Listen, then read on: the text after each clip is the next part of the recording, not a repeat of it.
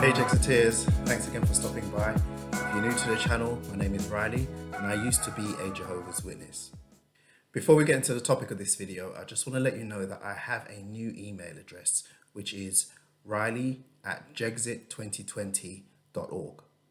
If you've emailed me at my old address in the past few weeks and I haven't gotten back to you, I sincerely apologize. I hardly check that inbox anymore, but if you send an email to my new address, I'll get back to you as soon as I can.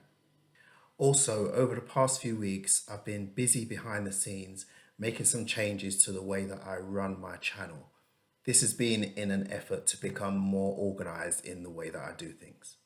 This is also one of the reasons why I haven't been uploading as frequently as I used to. But the good news is that my efforts to become more organized have borne fruit, and I now have an online form that you can use to contact me if you would like to appear on the channel. This invitation is open to all ex-JWs, but it is also open to current believing Jehovah's Witnesses, which is something I've never done before. To be honest, I'm a little bit nervous about it, but the invitation is there and it's open to all. Now you can find a link to that form in the video description below and in all of my videos going forward. You can also find a link to that form on my Linktree page, and the link to my Linktree page is also in the description below and in the description of all my videos. Before I go any further, I just want to say that some of the examples I'll be covering are of an extremely offensive nature. It is definitely not my intention to upset or offend anyone or to cause anyone any kind of distress, but this is something that I think is very important to talk about. So if you watch any further, please do so under advisement. Okay, thanks for bearing with me through that. Now on to the subject of the video. This video has been a very long time in the making, and it's about a subject that I'm very passionate about. Now, we all know that the Watchtower Bible and Tract Society goes to great lengths to hide its past teachings.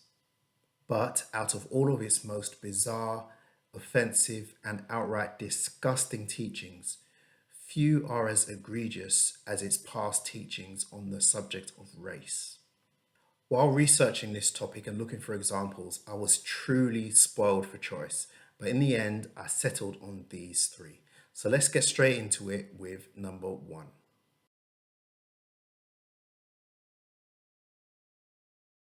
First up, we have this quote from the July 24th, 1929 edition of the Golden Age magazine. The Golden Age magazine was the forerunner of what the Jehovah's Witnesses now call the Awake magazine.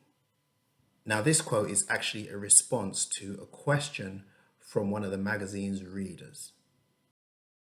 Okay, so the reader's question was, is there anything in the Bible that reveals the origin of the Negro? Answer, it is generally believed that the curse which Noah pronounced upon Canaan was the origin of the black race. Certain it is that when Noah said, "Cursed be Canaan, a servant of servants shall he be unto his brethren," he pictured the future of the colored race. They have been and are a race of servants, but now in the dawn of the 20th century, we are all coming to see this matter of service in its true light and to find that the only real joy in life is in serving others, not bossing them. There is no servant in the world as good as a colored servant, and the joy that he gets from rendering faithful service is one of the purest joys there is in the world. Now, I spoke about this quote recently in my collaboration with Harrison from the Truth Hurts channel.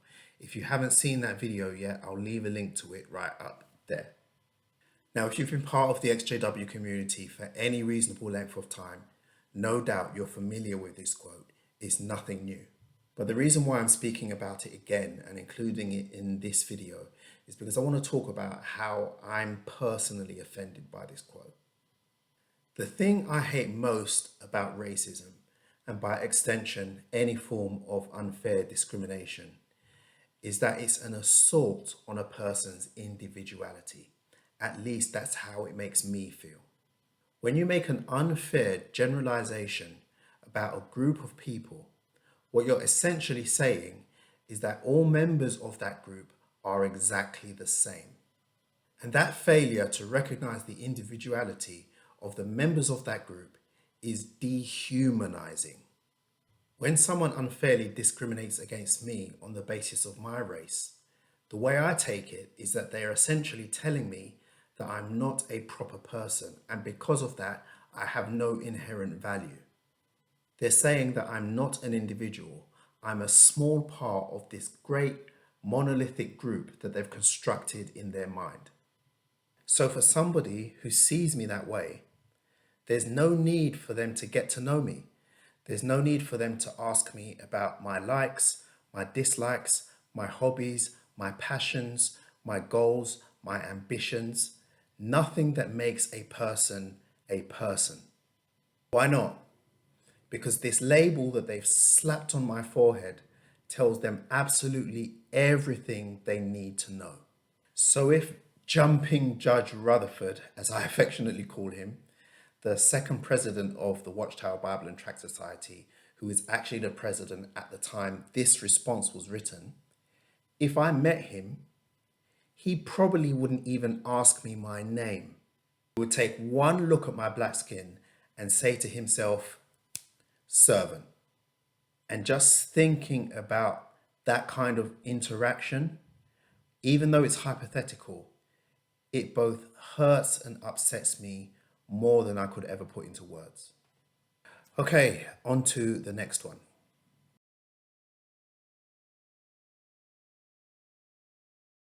This next example comes from the Golden Age magazine again. This time it's the January 7th, 1920 edition. This particular article is all about agriculture and husbandry, but to be more specific, it's about the crossbreeding of different plant species. Now, the article presents the idea, the erroneous idea, in fact, that crossbreeding different plant species usually results in a hybrid plant that is unfit for consumption. It then goes on, and I kid you not, to draw a parallel between hybrid plants and children whose parents are of different races. This is what it says. Even in the case of the human family, if the father and mother are of different races, the children are sometimes unfit for brain work. Wonderful are the fixed laws of God. Now, this quote is absolutely disgusting, and for at least 3 reasons. Firstly, how dare you refer to any child, as a hybrid? This is one of the most disturbing things I've ever read in a Watchtower publication. The word hybrid is meant to describe the reproductive result of 2 completely different species. But all human beings are the same species, at least according to everyone else except the Watchtower Bible and Tract Society. So if a biracial child, a hybrid, is the product of 2 completely different species, which one of the child's parents is the non-human? I'll give you a clue. It's not the white one. Secondly, the article makes the ridiculous and vile assertion that biracial children are cognitively deficient, or to use the magazine's own words, unfit for brain work.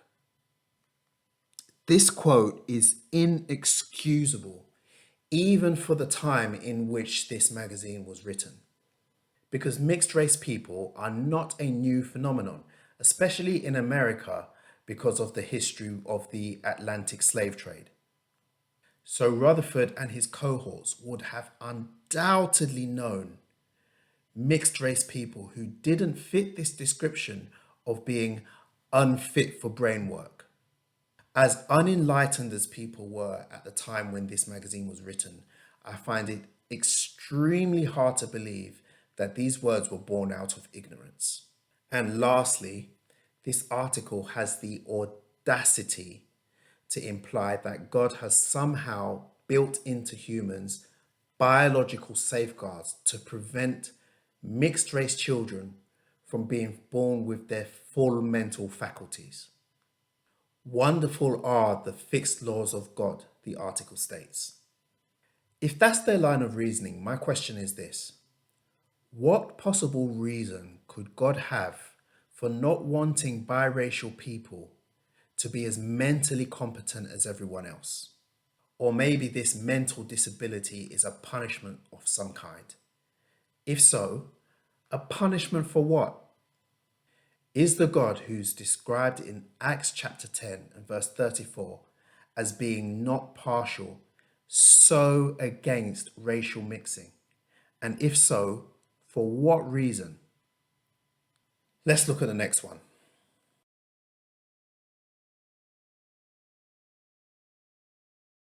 So for this last example, we're heading over to Canada in the 1920s.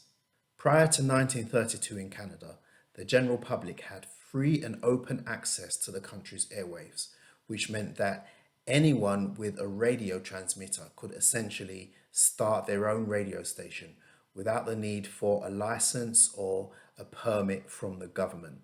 It was a completely unregulated industry. That is until our favorite religion ruined it for everyone by collaborating with none other than the Ku Klux Klan. Now, at first glance, this story is so shocking and unbelievable that even some apostates might be tempted to say that it's all apostate lies. But I promise you, every single word of this story is true. Now, I'm going to read this article directly from the sasktoday.ca website, which is a Canadian news website, and it explains the whole thing in detail. It all goes back to the 1920s when Jehovah's Witnesses started using the unregulated airwaves to issue verbal smackdowns on Roman Catholic and Protestant churches.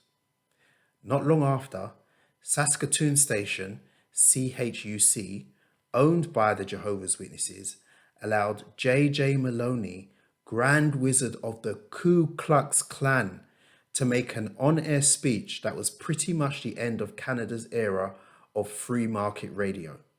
Religion on the airwaves became an official matter of concern, and in 1932, the Canadian Radio Broadcasting Commission, the CRBC, was formed. The CRBC and its descendants, down to today's CRTC, refused to license religious broadcasters for more than 60 years, only buckling slightly in 1983 with nervous approval of a multi-faith cable channel. No single-faith licenses were permitted until over a decade later, all because of the Jehovah's Witnesses' bad behavior in the 1920s. Now, if you're unfamiliar with the KKK, who they are and what they stand for, then you might be struggling to see why this collaboration is so offensive. Well, to briefly explain, the KKK is a white supremacist domestic terrorist group. And since the early 1900s, they've been responsible for the most horrific crimes against ethnic minorities, including but not limited to destruction of property, kidnapping, and mass murder. So why would God's one true religion, his sole channel of communication, align itself with such an abhorrent group? The answer is they had a common enemy, namely the Roman Catholic Church. Evidently, Watchtower's reasoning on this matter amounts to nothing more than the enemy of my enemy is my friend. Now, I want to spend some time talking about why any of this is relevant. Now, the examples I've given you are decades old, so it's not unreasonable to ask, why is any of this relevant now? So I want to specifically answer that question. I also want to make a preemptive response to the JWs who are watching this, who will no doubt leave their objections to the points I've raised in the comments section below. Now, the objection I expect to receive goes something like this. This was such a long time ago. But Jesus has refined the organization since then. But we know the organization isn't perfect. Here is my answer to those objections. When you make a claim based on a specific time frame, all contrary evidence from within that same time frame is relevant. To illustrate the point I'm talking about, imagine you're in a court of law and you're defending yourself against the allegation that you haven't paid a single penny of tax since the year 1919. If you were able to provide a receipt that conclusively proves that you have paid income tax within that time period, would it matter if that receipt was 50, 60, or even 70 years old?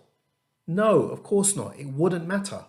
And you, as someone defending yourself, would want that receipt to be included and considered as evidence because it's relevant to the time frame of the allegation. This situation is no different.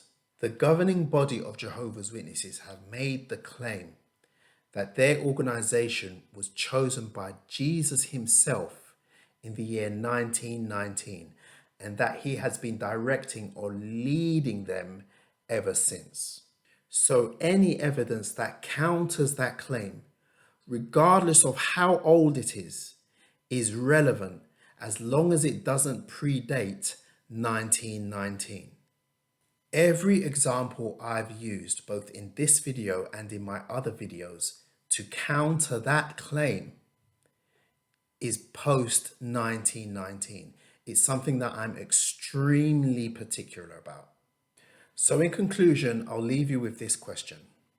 Can this organization claim to be God's one true religion, his sole channel of communication appointed by Jesus himself in the year 1919 and continuously led by him since then, if since being appointed into that role, they have done the following: called black people a race of servants, called mixed race children cognitively deficient hybrids, and collaborated with the Ku Klux Klan?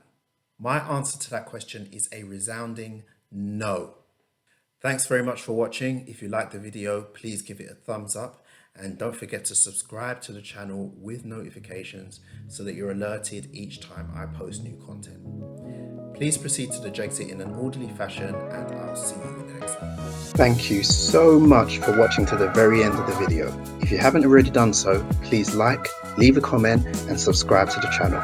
If you like my work and want to help me continue doing it, please support me on Patreon at patreon.com/Jexit_2020. And with that, I'd like to sincerely thank these very special patrons who make these videos possible.